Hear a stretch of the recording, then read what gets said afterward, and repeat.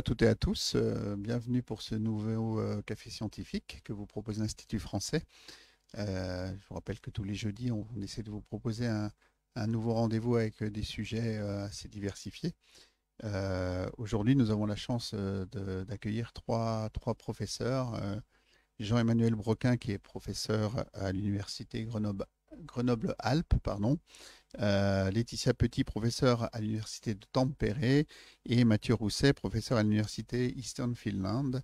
Et cette conférence a pu être rendue possible aussi grâce à l'aide de la fondation Nokia, que je remercie tout particulièrement, avec lequel l'Institut français a développé un partenariat qui nous permet d'offrir la possibilité à quelques chercheurs français de venir faire des travaux ici en Finlande avec des chercheurs finlandais et d'entamer ainsi des partenariats qui sont assez fructueux.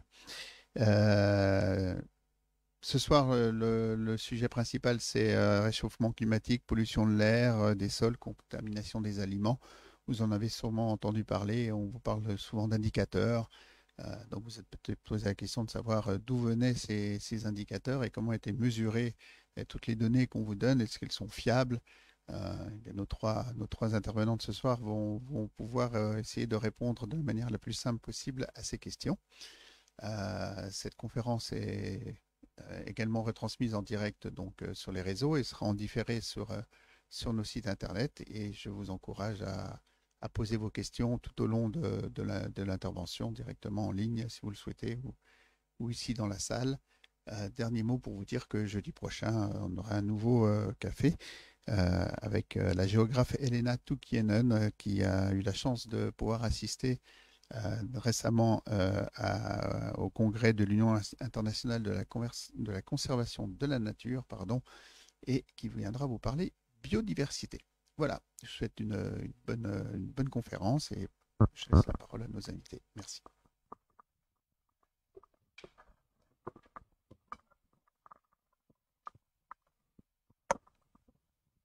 Bien, merci beaucoup pour cette présentation. C'est un plaisir d'être avec vous ici.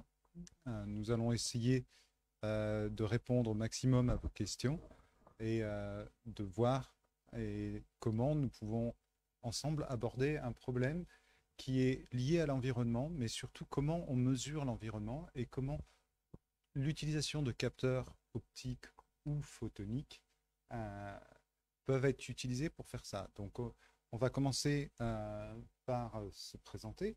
Donc, à ma toute droite, vous avez Mathieu Rousset, qui est professeur, comme on vient de le dire, à l'Université of Eastern Finland, qui est un spécialiste de photonique intégrée et dont le sujet de recherche, un des sujets de recherche principaux, c'est la mesure des microplastiques dans l'eau. Bonsoir, je suis très heureux d'être ici pour parler d'un sujet important et je vous présente ma collègue de Tampere, Laetitia Petit, qui est professeure donc à l'université de Tampere, spécialiste des verres pour la photonique intégrée, donc travailler sur la synthèse de verres innovants pour des sciences environnementales et bien entendu biomédicales. Bonsoir et également un réel plaisir d'être là avec vous ce soir. Et j'ai le plaisir de vous présenter Jean-Emmanuel Broquin, professeur à Grenoble INP FELMA et qui est en Finlande grâce à cette chaire d'excellence de la Fondation Nokia. Donc Jean-Emmanuel est spécialiste en photonique intégrée et une de ses activités de recherche porte sur les dispositifs photoniques intégrés pour les télécommunications et les capteurs. Merci beaucoup.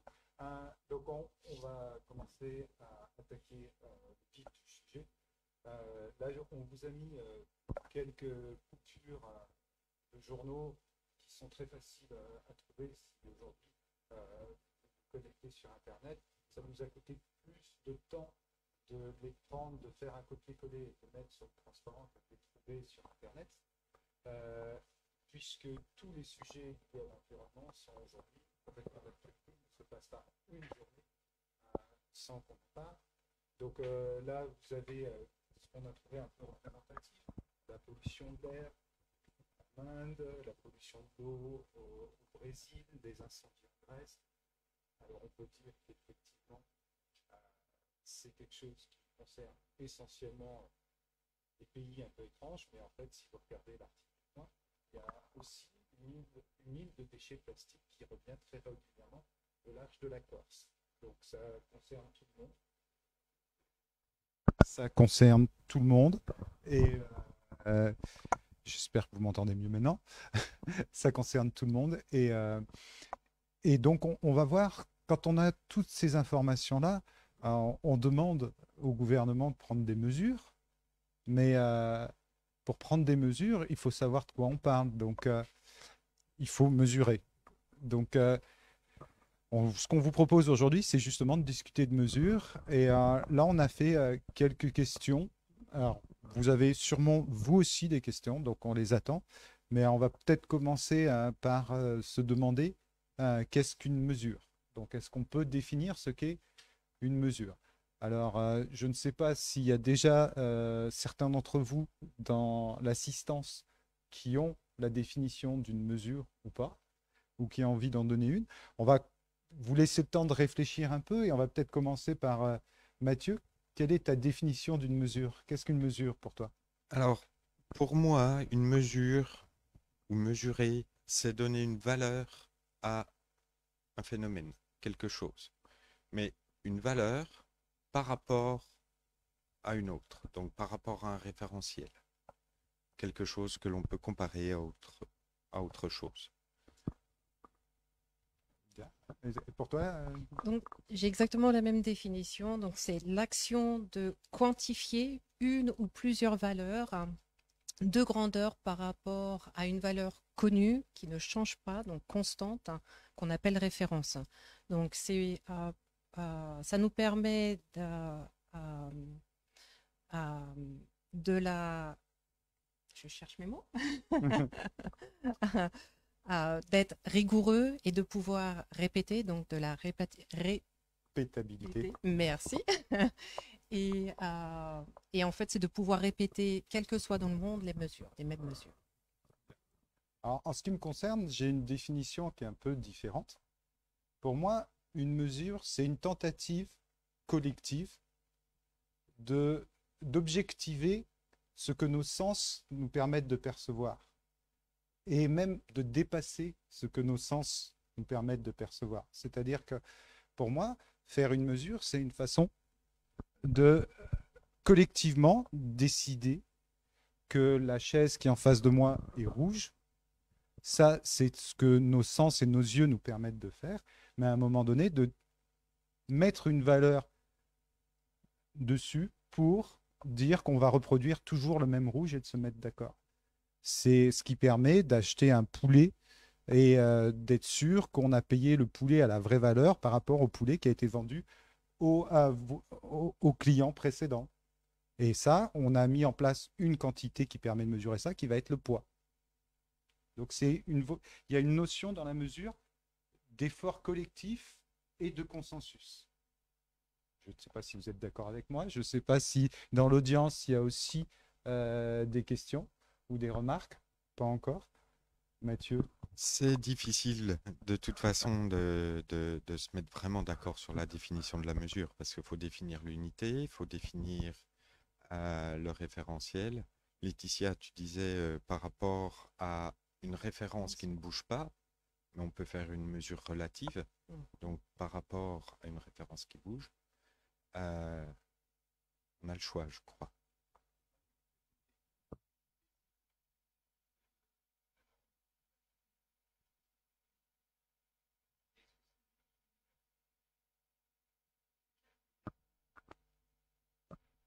La question, alors que je ne sais pas si tout le monde l'a entendu, donc je la reformule. Question de l'assistance, c'est qui décide de quel type de mesure? Est-ce que ça devient universel? Alors c'est une très bonne question. En fait, effectivement, la notion de mesure, et c'est quelque chose que le grand public a souvent du mal à comprendre, ce n'est pas une loi divine, c'est un consensus humain, c'est quelque chose qui est décidé par convention. Donc, comme toute convention, elles peuvent être remises en cause. Euh, on va vous donner un exemple, on peut donner un exemple tout simple. Le mètre qu'on utilise tous les jours a une définition qui a évolué au cours des années. Pour nous, dans l'utilisation quotidienne, c'est toujours la même unité. Mais en fait, la façon dont on l'a définie a été toujours plus précise, avec des consensus différents. À un moment donné, ça a été le fameux mètre étalon. Après, ça a été, je ne sais plus quelle fraction du méridien du globe terrestre. Aujourd'hui, je crois que c'est la distance que parcourt la lumière pendant X oscillations de, je ne sais plus. Alors, excusez-moi, j'arrive à la limite de mon savoir. Mais donc, c'est des conventions qui changent. Et puis, on aimerait bien être universaliste, hein. On voudrait très bien. Mais vous savez, si vous avez voyagé, vous savez très bien que selon les pays, vous n'êtes pas toujours dans les mêmes unités. Euh, on a le système métrique dans une grande partie du monde, et puis on a encore des pays qui comptent en pouces, en livres, en onces, et, etc., etc. Ça ne les empêche pas de faire de la très belle science.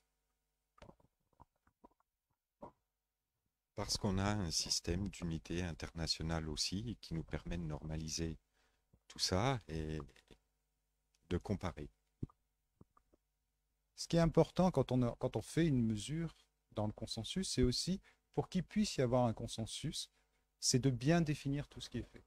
Ça permet de faire des équivalences et ça permet à d'autres personnes de reproduire la mesure. Et quand on reproduit et qu'on a un certain niveau de fiabilité, c'est là qu'on peut dire qu'un résultat est fiable ou qu'on le considère comme valide. C'est une chose importante. Donc ça nous permet d'enchaîner.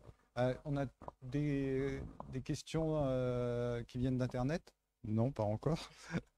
Donc une autre question, ce qui du coup, puisqu'on a parlé de mesure, c'est peut-on faire confiance à une mesure et comment on va faire confiance à une mesure? Donc, Laetitia ou Mathieu, est-ce que vous voulez intervenir sur le sujet? Je peux commencer. Donc, peut-on faire confiance à une mesure? Alors, je dirais oui, si on vérifie comment la mesure elle a été faite. Donc, si vous regardez un document scientifique, un papier qui est publié, il y a toujours une partie expérimentale qui explique comment la mesure a été effectuée, comment l'échantillon qu'on a pris pour faire la mesure a été préparé. Est-ce que c'était un solide, un liquide, une poudre? Quel outil on a utilisé pour faire cette mesure? Quelles sont les incertitudes de mesure, hein? Donc, combien de fois on a reproduit la mesure pour en fait faire confiance à cette mesure? Donc, en théorie, oui, on peut faire confiance à une mesure si celle-ci a été faite correctement. Moi, ma réponse, c'est un peu la même. Oui, si c'est moi qui fais la mesure. Euh, non, en règle générale, oui, bien sûr, on peut faire confiance aux mesures, vraiment en posant les conditions de mesure. Donc, une mesure seule ne suffit pas, il faut connaître les conditions. Et ça, c'est la base, en fait, du travail scientifique. Effectivement, je compléterai en disant que souvent, quand on est dans le grand public, les gens croient que la valeur d'une mesure, ça va être le nombre de chiffres après la virgule. C'est impressionnant. Dire j'ai fait, je sais pas, j'ai mesuré une distance ou un poids ou quoi que ce soit, et ça fait 9,3, 1, 2, 4, 5, 6, 7, 8. Et on se dit, waouh, plus il y a de chiffres et plus c'est juste. En fait, non. C'est pas le nombre de chiffres après la virgule qui fait la valeur d'une mesure. C'est comme l'ont dit mes collègues, euh, les conditions de mesure, le protocole. Et puis c'est aussi une chose qui est assez difficile à intuiter, c'est que quand on fait une mesure, on sait qu'on ne mesure jamais la valeur réelle. On est toujours sur une valeur approchée. Parce qu'il y a toujours ce que a dit Laetitia, qui est l'incertitude de mesure. Et on peut faire progresser les instruments autant qu'on veut, il y aura toujours une incertitude de mesure. Et donc quelqu'un qui fait de la science sait qui va s'approcher de la valeur vraie, mais qui ne pourra jamais la mesurer. Et donc, un résultat sain, ce sera toujours un résultat avec une valeur, par exemple 4,2, autour duquel on va mettre une incertitude, qui va être plus ou moins 0,2, plus ou moins 0,1. Et on se rend compte qu'une mesure va être plus précise, non pas au nombre de chiffres après la virgule, mais lorsque l'incertitude va être plus faible. Et souvent, moi, ce qui me choque quand je lis les informations, que je vois les choses, c'est qu'on met des chiffres bruts. On ne vous donne pas les incertitudes. Et c'est important. Parce que c'est ça qui définit la valeur d'une mesure. Dans un journal scientifique, quand vous publiez un résultat, si vous ne mettez pas les incertitudes de mesure et si vous ne dites pas comment vous les obtenez, votre publication scientifique est refusée. C'est la valeur de la mesure. Ce n'est pas le nombre de chiffres, c'est l'incertitude et l'évaluation correcte de cette incertitude. Donc, je pense que ça répond aussi un peu à notre question sur qu'est-ce qu'une mesure fiable. Sur la mesure fiable, il y a aussi la notion d'outils ou d'équipements qu'on utilise pour effectuer la mesure. Pour mesurer une distance, on peut utiliser des camètres, par exemple, ou on peut utiliser une voiture qui roule à telle vitesse et on va faire grandir l'incertitude sur notre mesure, par exemple. Donc, savoir quel instrument on a utilisé pour mesurer est autant important pratiquement que la mesure elle-même. Je compléterai en parlant aussi de l'échantillon. Quand je parle de mesure avec mes étudiants, je prends toujours l'exemple de la cuisine, parce que tout le monde cuisine, les gâteaux. La balance qu'on a dans une cuisine, ça nous permet de mesurer des grammes, pas des kilogrammes. Donc, c'est important de savoir l'outil, de comprendre l'outil qu'on a pour faire en fait les bonnes mesures. Donc, si on veut mesurer des kilogrammes avec notre balance de cuisine, ça ne va pas être possible. Donc, il y a l'échantillon, donc la grandeur de l'échantillon. Est-ce qu'on peut faire une mesure fiable avec 1 kilo de farine? Est-ce que ça va être fiable ou est-ce que 100 mg de farine? Donc, il y a l'échantillon de comment on le prépare aussi. Est-ce que c'est un solide, comme j'en ai déjà parlé, ou un liquide ou un gaz? Si on n'utilise pas la bonne préparation pour l'échantillon, on n'aura pas une mesure fiable parce que l'outil n'a pas été fait pour cet échantillon. Ensuite, il y a l'opérateur. La personne qui va faire la mesure, est-ce qu'elle utilise l'appareil de la bonne manière? Il y a un protocole à suivre, il y a des étapes. Et est-ce que toutes ces étapes elles ont été bien respectées pour avoir une mesure fiable? Est-ce que les mesures ont été répétées? Est-ce qu'on a regardé aussi l'homogénéité du matériau? Donc, il y a énormément de paramètres à vérifier avant de décider qu'une mesure est fiable. Avons-nous des questions? Tout à fait. Et surtout, dans la mesure, Mathieu a parlé de l'instrument, tu as parlé de l'échantillon, mais il ne faut pas oublier l'opérateur. Il ne faut pas oublier que si vous demandez à un enfant de 5 ans d'utiliser un anémomètre laser, je doute qu'il vous sorte le bon résultat. Si vous me demandez à moi qui suis photonicien et opticien d'utiliser les appareils de Laetitia, je doute que je vous donne un résultat fiable. C'est-à-dire qu'il y a aussi la notion de formation et de compétences. Et quand on parle, entre guillemets, j'aime pas ce terme, mais de savants ou de personnes compétentes, il y a beaucoup d'experts en ce moment à la télévision, à un moment donné, il faut remettre les choses à leur place. Il y a un vrai...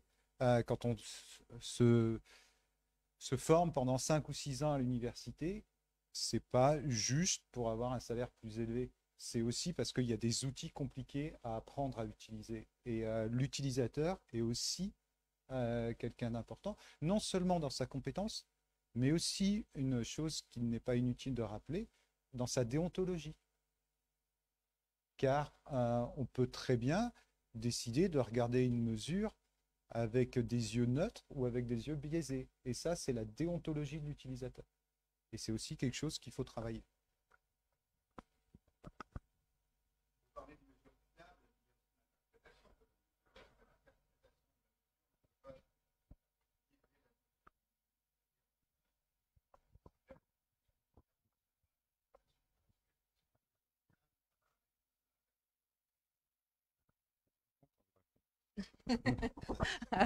Euh, donc, donc c'est est-ce qu'une mesure fiable peut en fait influencer la décision ou l'interprétation?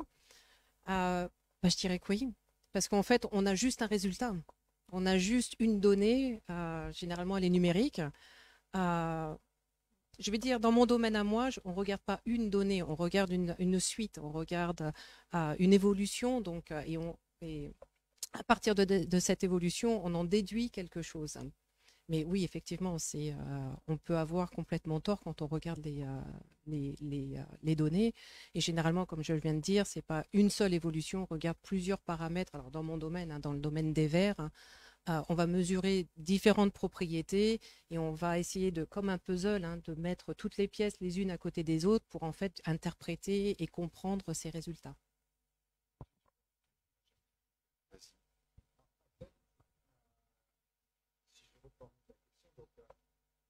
Est-ce qu'un résultat peut être biaisé par différentes interprétations? La réponse est oui et non. Un résultat, une fois qu'on a défini correctement les conditions pures, c'est un. Après, il est sain et normal qu'un résultat puisse conduire à différentes interprétations. Ça fait partie de la controverse intellectuelle scientifique qui fait qu'on progresse. Donc on va essayer de comprendre. Et ce qui est intéressant, c'est qu'on ne reste pas dans un débat stérile, c'est-à-dire que ces interprétations divergentes nous entraînent à faire d'autres mesures pour les infirmer ou pour les affirmer. Mais on n'est pas dans la théologie ou dans l'affirmation, on est dans la mesure. C'est-à-dire qu'on fait une interprétation qui nous amène une hypothèse, donc on va concevoir une autre mesure pour valider ou infirmer cette hypothèse. Et c'est ça la démarche scientifique. C'est quelquefois un peu frustrant pour le grand public parce que ça prend du temps. Parce qu'une hypothèse égale un débat pour savoir quelle mesure on doit faire pour la vérifier. Et puis après, mettre en place la mesure. Et après, par exemple, une idée qui vient, ça va nous faire une transition par rapport à la lumière. Quand Albert Einstein a émis cette hypothèse par rapport à la relativité générale, ce n'était que des hypothèses. Et les ondes gravitationnelles, on les a mesurées il y a 2 ans. Mon micro s'est encore éteint. J'espère que vous m'avez entendu quand même à travers les micros de mes voisins. Mais je disais donc que Albert Einstein, quand il a fait sa relativité générale, il a prévu des tas de choses. Et c'est qu'aujourd'hui, 30 ans plus tard, ou 50, je me trompe, Einstein 1905-1917, donc plus d'un siècle plus tard qu'on a eu les moyens technologiques pour les vérifier. Donc il faut aussi accepter que ça prenne du temps. Et c'est le jeu de la science. Le savoir, c'est une élaboration collective. Et s'il y a un génie, c'est un génie de l'humanité globale. C'est un travail global. C'est pas une personne. Mesurer, c'est acquérir des données. Après, le travail du chercheur, du scientifique, ou simplement de la personne qui est dans sa maison et qui prend la température à l'extérieur tous les jours, c'est de faire une table avec toutes ces valeurs et de voir comment la température, par exemple, se comporte au cours de l'année. Et analyser ces données, c'est le travail le plus complexe. Et je pense que ça amène à la question suivante. Utiliser des mesures pour décider, est-ce qu'on peut le faire? Donc, alors, utiliser des mesures pour décider, je pense qu'il vaut mieux utiliser des mesures et des choses factuelles pour décider que le faire sur son intuition pure, il est clair. Mais il ne faut pas tomber dans l'excès inverse. comme on vous l'a dit, les mesures, c'est toujours avec une incertitude, c'est quelque chose qui évolue. Donc, on ne peut pas faire tout dire aux mesures. Il ne faut pas tomber. L'être humain a toujours une part de libre arbitre, a toujours une part d'intuition et a toujours une part de responsabilité. Donc, à un moment donné, un scientifique ou un truc de mesure, je vais donner un exemple tout bête. Je mesure, tu as parlé de température, je mesure une température extérieure de 34 degrés. C'est une température. C'est l'être humain qui va décider, l'homme politique, le médecin ou le citoyen qui va décider si 34 degrés, c'est une température qui est trop chaude pour aller jouer au tennis ou pas. Il ne faut pas faire dire à la science des choses qu'elle ne peut pas dire. Et des fois, il y a un peu cette tendance, on nous demande, non, nous on mesure, nous ne sommes pas les citoyens, nous sommes des citoyens, mais nous ne sommes pas les citoyens. Et il faut être conscient de ça. Il y a aussi une notion de débat dans l'espace public. Alors c'est difficile quelquefois, parce que certaines mesures ne sont pas faciles d'accès. C'est une des difficultés. Mais je dirais que notre rôle, c'est d'aider à prendre des décisions, à décider d'après ces mesures. Je pense que notre rôle, c'est ça. C'est d'après nos mesures, il faut prendre une décision. Et c'est un peu l'environnement, ce qu'on essaye de faire avec Matt, les sensors, pour les microplastiques dans l'eau. C'est un peu ça, c'est de forcer la décision, de prendre Oui, et des actions. des gouvernements, pour continuer ce que tu dis, et d'aider les gouvernements, par exemple, à établir de nouvelles lois ou de régulations afin d'améliorer, dans mon cas, les microplastiques dans l'eau, donc d'améliorer le futur de la planète, ou notre futur. Oui, parce que la planète, Elle se débrouillera très bien sans nous. elle se débrouillera très bien sans nous. C'est plus l'être humain. On va éviter certains tropismes. C'est plus nous qui sommes en danger. Donc, oui, on peut utiliser des mesures pour décider, mais les scientifiques ne sont pas les personnes qui, dans des démocraties, doivent prendre des décisions. Nous fournissons les informations pour que... Essayons de fournir l'information la plus éclairée possible pour que les citoyens et leurs représentants puissent prendre des décisions. Donc, faire des mesures, un moyen de faire des mesures, c'est de faire des instruments de mesure. Et parmi ces instruments de mesure, nous, on travaille sur des instruments de mesure qui sont la photonique intégrée. Alors, vous avez dit photonique intégrée. Il y a deux mots, photonique et intégrée. D'abord, c'est quoi la photonique? Alors, la photonique, c'est l'évolution. Alors, selon certaines personnes, ce n'est qu'un réhabillage cosmétique. Selon d'autres, c'est parce qu'il y a vraiment une évolution dans les applications, mais c'est ni plus ni moins que l'optique au sens moderne du terme. Donc, tout ce qu'on peut faire avec des ondes lumineuses ou en utilisant la dualité hors-compulsive avec des photons. Donc, qu'est-ce que la photonique intégrée? C'est de réussir à faire ça en tout petit sur des puces qui sont de dimension faible, ce qui nous permet de faire des choses beaucoup plus efficaces, stables, reproductibles. Donc, vous voyez tout ce qui vient sur les capteurs. Je vous ai mis là un exemple qui n'a rien à voir avec notre environnement direct, puisque c'est l'environnement stellaire. Alors, nous sommes en Europe. L'Europe a un observatoire au Chili qui s'appelle le VLT, le Very Large Telescope, qui permet de voir, de faire des observations assez impressionnantes. Et pour faire cette grande résolution, on recombine plusieurs télescopes entre eux pour reconstruire une image. Et vous avez à gauche du transparent la table de recombinaison Amber qui permettait de recombiner les télescopes. D'accord? Donc vous voyez la quantité d'éléments optiques qu'il y a. Pour que ça marche, ça c'était dans une pièce qui devait être régulée au dixième de degré. Il y avait des problèmes de stabilité, de vibration. Donc une certaine difficulté à faire la mesure. Et voilà la puce à côté avec une petite allumette, la puce qui l'a remplacée. Jean-Emmanuel, est-ce que tu sais à peu près la dimension de la table? Alors, je voulais pas rentrer trop dans les détails, mais c'était entre 5 par 6 mètres, plus de 300 degrés de liberté d'ajustement à régler. D'accord? Donc, c'était, pour être plus technique, de mémoire, ça faisait des interférences, des franges qui permettaient après de reconstituer les choses avec un contraste de l'ordre de quelques pourcents, alors que la puce à droite obtenait des contrastes de 98%. Donc, un saut majeur en stabilité, etc. Extrêmement intéressant.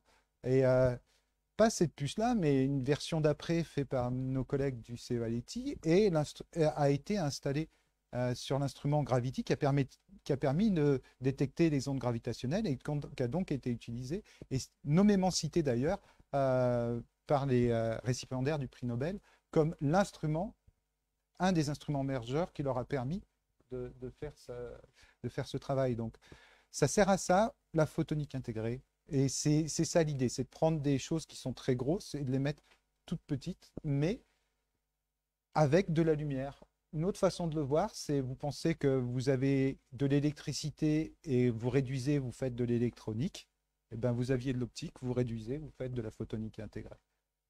C'est une autre façon de le voir. Est-ce que Mathieu est d'accord avec Oui, c'est en général ce que je dis. C'est en général ce que tu dis. Parfait.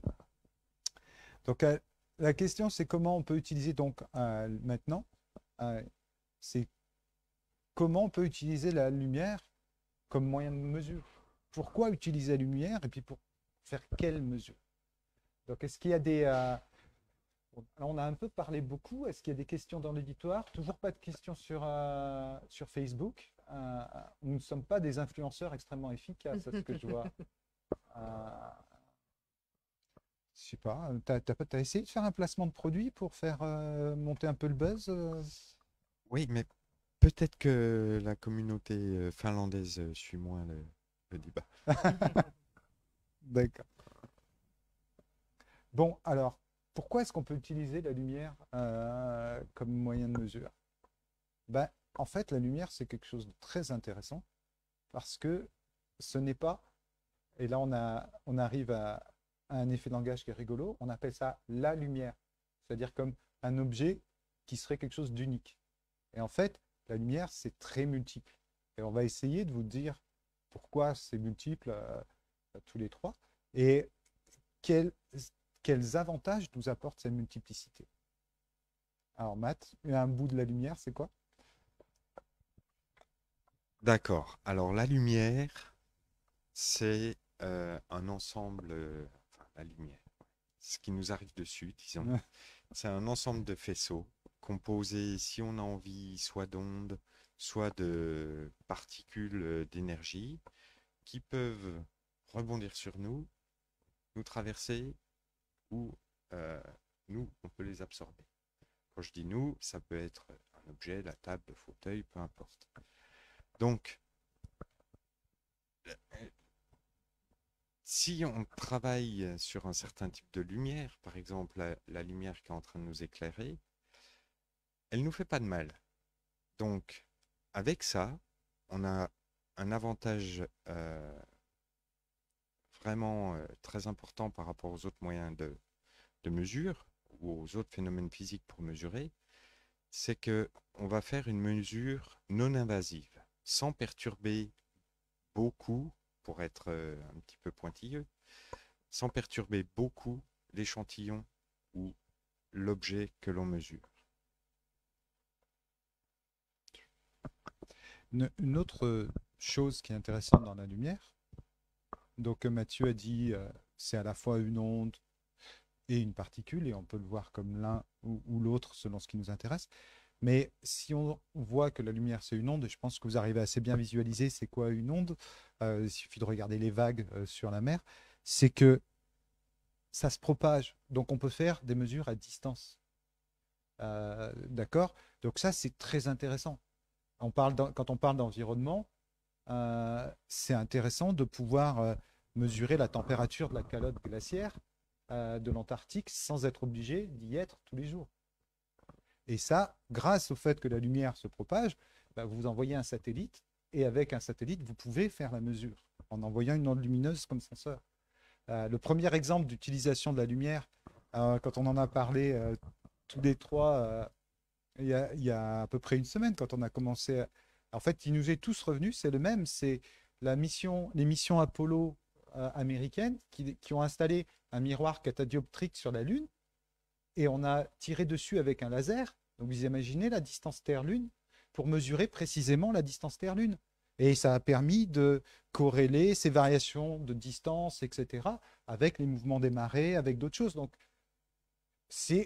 et on parle de tout début des années 70.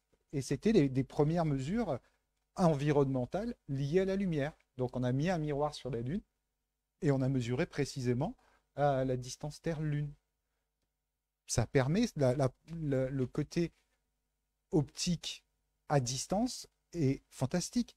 Une autre propriété extrêmement intéressante de l'onde lumineuse, c'est qu'elle se propage même dans le vide. Quand vous regardez un film de science-fiction, il y a beaucoup d'inexactitudes, c'est très rigolo. On vous met des explosions dans l'espace avec des gros booms. C'est impossible. D'accord? Parce que pour qu'il y ait une explosion et un gros boom, il faut qu'il y ait de l'air pour que l'onde sonore puisse se propager. Donc, vous ne pouvez pas avoir une onde sonore qui se propage dans le vide. Par contre, vous pouvez avoir une onde lumineuse. Donc, cette onde nous permet donc d'aller loin, de sonder, d'interagir, de voir plein de choses. Et ça, c'est extrêmement précieux à distance. Donc, si vous voyez cela, vous imaginez que si vous pouvez intégrer le truc optique tout petit, bah, plus il est petit, plus vous pouvez en mettre dans un satellite, par exemple, pour observer la Terre. C'est une chose. Pourquoi on va utiliser la lumière? Donc, c'est essentiellement parce que ça interagit faiblement, donc ça ne perturbe pas le système, parce qu'on peut le faire à distance. Est-ce que vous voyez d'autres choses? On peut manipuler, on peut changer la trajectoire. On peut manipuler la lumière assez facilement, on sait faire. La lumière est très rapide. C'est rapide. Et puis, il y a une autre chose que nous avons, j'allais dire, depuis maintenant les années 60, c'est que nous avons la possibilité de faire des sources de lumière. Nous avons le laser. C'est-à-dire que la photonique s'est beaucoup développée aussi récemment. Pourquoi? Parce que nous ne sommes plus tributaires du soleil ou des quelques bougies que nous avons, mais que depuis les années 60, nous avons des sources qui sont des sources parfaitement calibrées, que l'on connaît bien, qui sont les sources laser. Et Laetitia, qui fabrique des verres pour faire des sources laser, pourra peut-être nous en parler un peu plus, mais cette source de lumière, donc, qui nous permet d'avoir une lumière bien définie et bien calibrée, nous aide à faire des mesures aussi. Donc en fait, pour faire ce laser, ou pour créer ce laser, donc il faut un matériau qui va nous permettre de changer l'énergie de la lumière. Donc en fait, on est capable de passer d'une lumière, je vais dire rouge, à une lumière verte ou bleue grâce au matériau. Et c'est grâce à cette lumière qu'on va pouvoir faire des mesures. Donc, je pense qu'on peut parler des... Alors, quelles mesures on peut faire? En fait, en utilisant la nature de la lumière, on peut faire plusieurs types de mesures. Si on utilise le fait que ce soit une onde qui se propage, on peut faire des mesures de distance. Je vous ai déjà parlé de la distance Terre-Lune. On mesure le temps qu'il faut à une impulsion lumineuse pour aller d'un point A à un point B en aller-retour. Et puis, connaissant la vitesse de la lumière, on en déduit la distance. Alors, ça, c'est une application à la distance Terre-Lune pour l'environnement qui peut être très bien. Mais sachez que pour ceux d'entre vous qui ont tendance à appuyer un peu trop sur l'accélérateur de leur voiture, quand les policiers vous prennent aux jumelles radars, en fait, ce ne sont pas des radars, ce sont des lidars. Donc, c'est le même principe. C'est une impulsion lumineuse qui va mesurer votre vitesse. Donc, c'est une autre application qui, indirectement, peut être bénéfique à l'environnement, puisque si on respecte les limitations de vitesse, on émet moins de CO2. Une autre application à ça, vous l'avez au niveau de la détection de mouvement, c'est que on peut mesurer des très grandes distances, mais on peut aussi en utilisant la nature ondulatoire de la lumière, c'est-à-dire l'aspect interférométrique, mesurer cette fois-ci des très petites distances et des déplacements très petits. Et là, vous avez un détecteur qui est fabriqué par une start-up française, et Team Photonics, et dont la précision est du picomètre. Alors, pour vous dire, le picomètre, c'est 10 moins. Ah, je suis fatigué, 10 moins 12. Oui, non, 9, 12. Donc, c'est 10 moins 12 mètres. Donc, c'est 1 million de fois plus petit qu'un micromètre, qui est lui-même 1 million de fois plus plus petit que le mètre. Alors, pour vous donner une idée, hein, vous avez du mal à on a du mal, notre cerveau, à nous représenter ça, mais le diamètre d'un cheveu, c'est 100 microns. Donc, un micron, c'est 100 fois plus petit que le diamètre d'un cheveu. Donc, un picomètre, c'est 1 million de fois plus petit que 100 fois plus petit que le diamètre d'un cheveu. Donc, c'est pas gros. Non, c'est petit. Et ce qui est très intéressant avec ça, c'est à peine 10 fois la taille d'un atome. Non, si, non, c'est la taille d'un atome à peu près. Donc, ce qui est très intéressant, c'est que ça, on l'utilise pour mesurer des très faibles vibrations. Et en fait, ces appareils-là sont les appareils qui vous permettent, en tout cas en France, ils sont installés sur les sismographes qui permettent de contrôler toutes les vibrations de l'écorce terrestre. Donc, un enjeu environnemental non négligeable. Ça, c'est pour l'aspect, j'allais dire, ondulatoire. L'aspect dont Laetitia parlait, et je vais la laisser peut-être en parler, ou Mathieu en parler, c'est un aspect différence d'énergie, donc de la lumière, différence de couleur, qui permet de aussi identifier des éléments, ce qu'on appelle en langage scientifique la spectrométrie. Et là, vous avez des différents appareils qui ont permis de faire ça. Donc, Mathieu. Oui, donc moi, dans le cadre de la détection des plastiques dans l'environnement, je m'intéresse en fait à comment la lumière va réagir quand elle rencontre un matériau. Parce que ce qui est important avec les micro et nanoplastiques, c'est connaître leur taille, savoir s'ils sont là, connaître leur taille, connaître leur composition. Parce que si on connaît tout ça, on a une chance d'arriver à les collecter, les filtrer. Donc, ici, vous avez des exemples, en bas à gauche, par exemple, de systèmes de détection qui utilisent les propriétés de réflexion et de transmission de la lumière sur une surface. Donc ça, c'est un petit peu la base de ce que j'utilise, en tout cas pour faire ça. Mais ce qu'il faut savoir, c'est que la lumière, elle est composée de beaucoup de couleurs, de toutes les couleurs. La lumière, c'est une onde électromagnétique, comme on l'appelle. Donc, ça va... vous connaissez le visible, vous connaissez les longueurs d'onde plus petites, les ultraviolets, les longueurs d'onde plus grandes, l'infrarouge, mais vous avez aussi les X-rays, les rayons X, pardon, les rayons gamma, etc. Les ondes radio, les ondes micro-ondes, etc. Et quand on envoie une telle lumière, donc qui comprend toutes ces longueurs d'onde sur un objet, on va avoir, si on regarde ce qui passe à travers l'objet, ce qu'on appelle un spectre. Un spectre en transmission, dans ce cas. Ce qu'on peut dire, c'est un peu comme une empreinte digitale de l'objet. Ça définit sa nature. Tout à fait. Et avec ça, si vous regardez le type de courbe qu'on a représenté à droite du transparent, vous voyez que la lumière visible correspond à une infime partie de ce spectre. Donc, utiliser que la lumière visible, ce serait se limiter, et surtout se limiter à une zone où il n'y a peut-être rien qui se passe.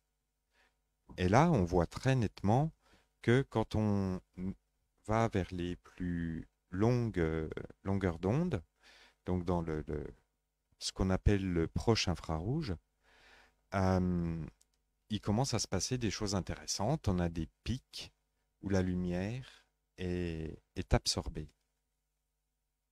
Donc juste pour compléter, donc l'infrarouge, donc c'est la partie en noir sur le spectre et la partie visible, hein, donc c'est la partie du bleu jusqu'au rouge. En fait, vous le voyez très bien avec les arcs-en-ciel. Hein, donc c'est juste pour clarifier la lumière blanche et l'infrarouge.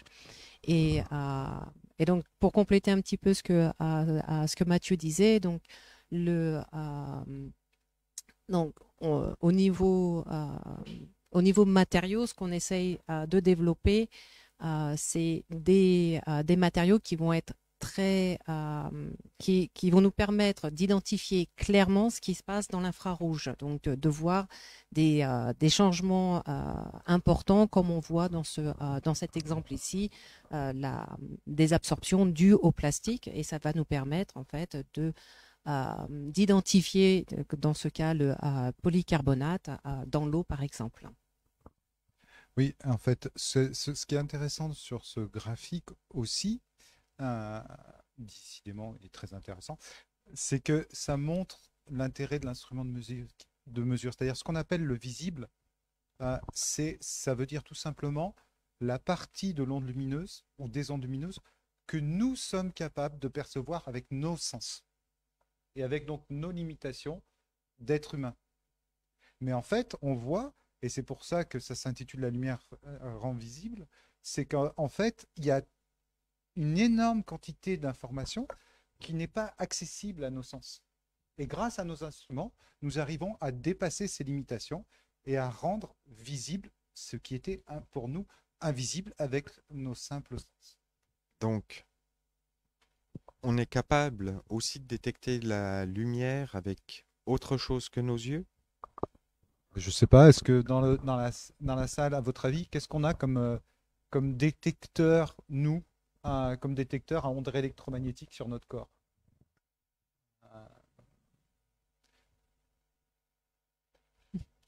Eh ben, vous avez votre peau. La peau, quand vous avez chaud, quand vous avez froid, vous détectez un rayonnement infrarouge. Donc en fait, nous sommes capables, la peau a le sens du toucher, mais vous avez aussi un détecteur à rayonnement infrarouge. La notion de chaleur, c'est du rayonnement infrarouge. Donc votre peau est un détecteur infrarouge. C'est un détecteur très peu précis, parce que on sait bien qu'entre nous, il y en a qui ont chaud, plus ou moins chaud, etc. Donc c'est pour ça qu'on a besoin d'avoir, pour le coup, des détecteurs un peu plus calés. L'œil, paradoxalement, si on le qualifie en physique, c'est un très bon détecteur. L'œil est assez précis. Mais la peau, beaucoup moins d'un point de vue électromagnétique. Est-ce qu'on a des questions dans...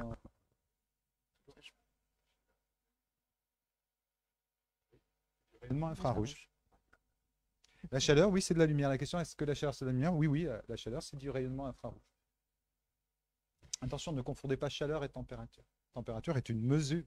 La chaleur, c'est cette énergie qui s'évacue et que nous, on ressent, donc qu'on décrit de façon thermique. Mais si nous étions, j'allais dire, des poissons vivants au fond des abysses, nous ressentirions sûrement pas la chaleur à travers notre peau, mais peut-être à travers des yeux adaptés à l'infrarouge. Aujourd'hui, nous savons avec les progrès de la biologie que des tas d'espèces animales ne voient pas la même chose que nous. Et il y a des espèces animales qui voient beaucoup plus dans la partie ultraviolet, donc qui ont accès à des informations que nous n'avons pas et qui, elles, leur sont plus utiles, et d'autres beaucoup plus dans la partie qu'on va appeler infrarouge. Les serpents. Les serpents, par exemple. Voilà. Et je voulais juste préciser qu'en fait, comme on parle de mesure, que le spectre montré ici n'est pas une mesure. En fait, c'est une cumulation de différentes mesures obtenues avec différents appareils. Je dirais au moins 3 ou 4. Au moins. Et autant. Donc on parlait de mesures pour l'environnement. Si on revient au transparent précédent, Mathieu, donc on a vu la mesure pour les déplacements. On a vu une mesure pour les microplastiques, donc, qui est une façon de mesurer des solides. Mais la spectrométrie peut aussi et est aujourd'hui utilisée pour mesurer des gaz. Vous avez tout en haut une puce qui a été faite au CEA-Leti et qu'aujourd'hui dans une start-up en SMH qui permet de mesurer la qualité de l'air. Donc c'est une puce que vous pouvez embarquer, vous pouvez les mettre dans les voitures, même sur les personnes.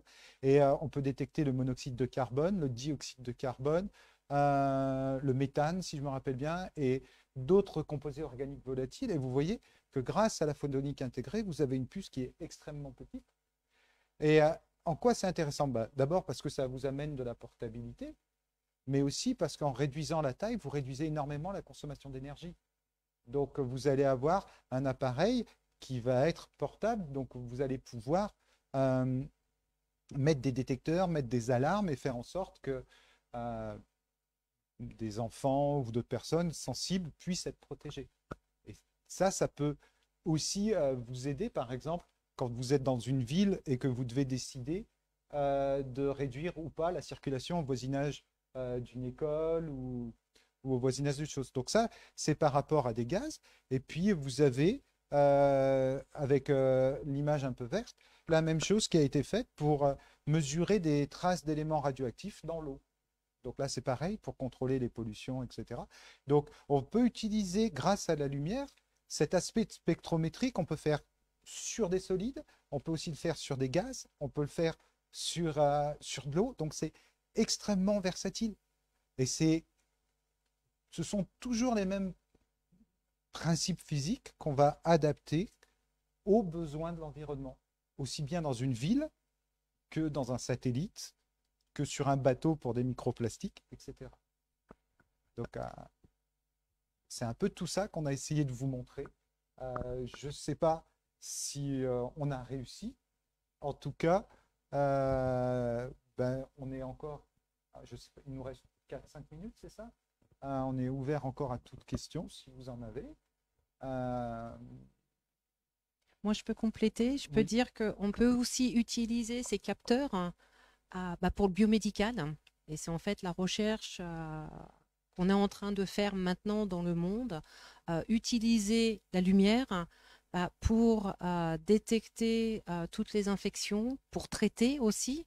Il y a beaucoup d'équipes en fait qui travaillent sur le cancer en utilisant de la lumière pour réduire en fait tous les effets secondaires de la chimio, de la radiothérapie. Et donc à suivre parce que la lumière en fait on l'utilise tous les jours et on va l'utiliser de plus en plus. Oui.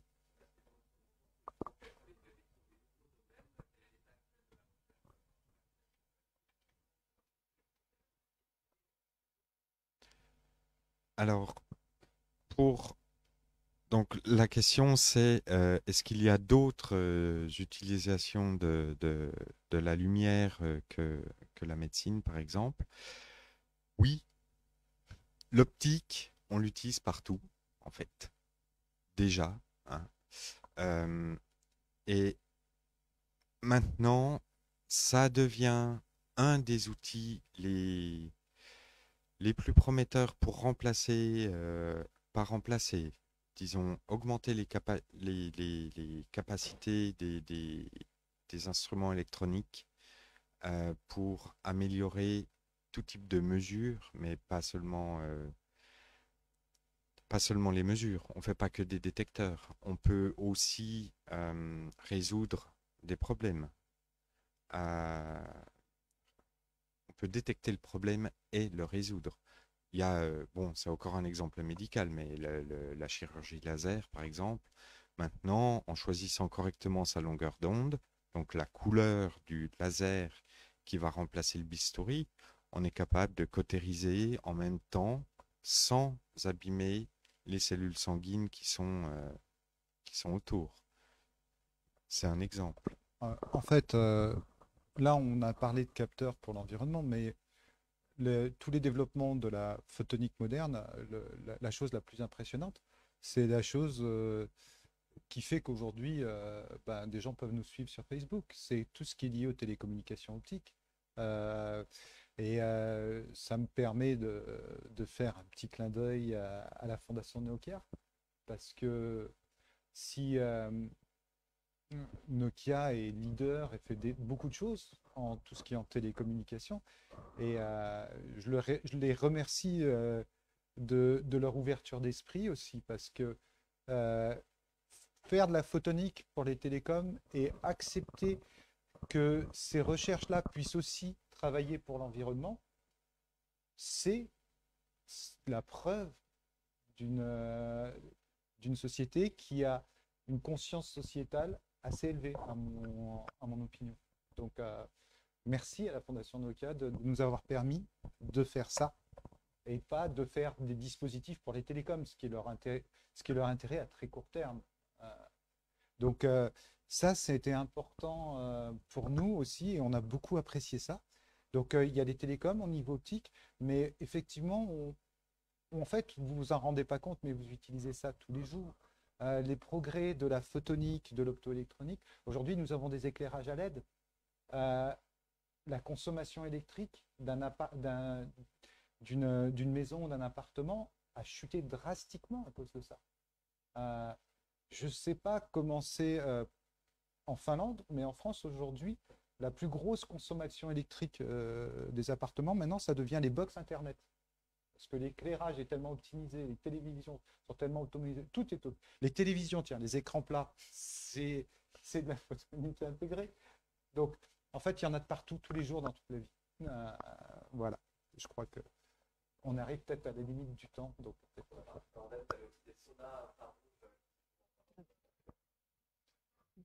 peut tester juste après.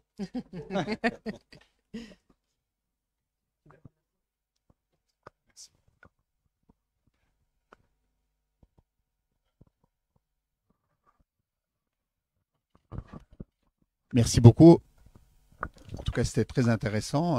J'espère que le public a apprécié. Vous avez su, en tout cas, nous donner envie d'aller creuser un peu plus le sujet. Vous avez su aussi le rendre accessible à le tout public. Et puis, s'il y a des conseils à donner au niveau du public, c'est d'utiliser les nouvelles technologies qui sont source d'économie d'énergie de manière à jouer un rôle aussi sur la protection de la planète. Donc, les ampoules à LED et des choses comme ça. Et puis, on a bien compris aussi votre conseil sur les excès de vitesse. Ne pas faire d'excès de vitesse parce que ça réduit même en voiture électrique. Merci beaucoup en tout cas. Et puis, on vous donne rendez-vous la semaine prochaine. Vous pouvez suivre ce débat en différé sur nos réseaux. Et puis, très bonne soirée à tout le monde. Merci.